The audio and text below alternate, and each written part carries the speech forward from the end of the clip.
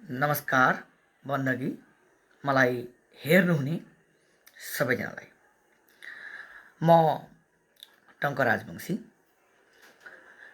मैले भर्खरै अस्ति 2082 साल फागुन 7 गतेको दिनबाट एउटा युट्युब च्यानल खोलेको छु, जुन युट्युब च्यानलको नाम हो अनुभव एन्ड अनुभूति।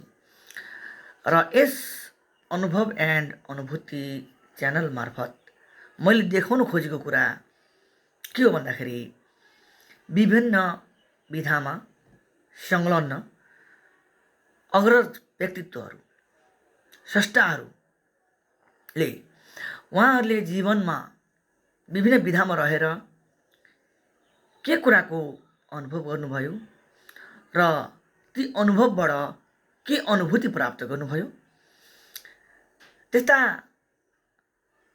अग्रज व्यक्तित्वहरूलाई, स्रष्टाहरूलाई बोलाएर उहाँहरूका अनुभव र अनुभूतिका कुराहरूलाई अन्तर्वार्ता मार्फत तपाईहरू समक्ष पुर्याउनु नै मेरो मूल उद्देश्य हो। यो एउटा साहित्यिक सामाजिक युट्युब च्यानल हो। यसमा साहित्य सम्बन्धी, सामाजिक संस्था सम्बन्धी, सङ्गीत, कला आदि अग्रज व्यक्तित्वहरूको बारेमा, उहाँहरूले जीवन भोग्नुभएका विभिन्न घटनाहरूको बारेमा, अनुभवको बारेमा, अनुभूतिको बारेमा उजागरण गरिनेछ। अहिले मैले भर्खरै यो च्यानल खोलेको हो। बिस्तारै म उहाँहरूको अन्तर्वार्ताहरू तपाईहरू समक्ष प्रस्तुत गर्ने नै छु। तपाईहरूले अहिले नै आजैबाट मेरो यो युट्युब च्यानललाई सब्सक्राइब गरिराख्नुभयो भने, गरिदिनु भयो भने राम्रो हुने थियो भन्ने मेरो अभिप्राय हो।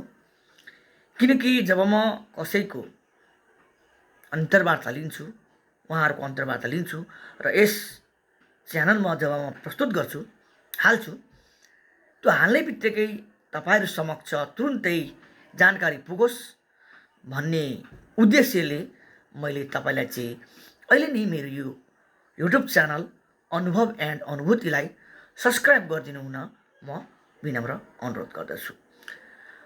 सुरुका दिनहरूमा म साना कविताहरू, आफ्नै कविताहरू पनि हाल्न सक्छु, विभिन्न कविहरूका कविताहरू पनि हाल्न सक्छु र त्यसै गरेर बिचबिचमा त्यो वातावरण अनुसार, समयअनुसार म विभिन्न स्रष्टाहरूलाई भेट्नेछु, उहाँहरूको अन्तर्वार्ता लिनेछु र तपाईहरू समक्ष म प्रस्तुत गर्नेछु। मलाई आशा छ, विश्वास छ, मेरो यो युट्युब च्यानललाई तपाईहरूले माया गरिदिनु हुनेछ।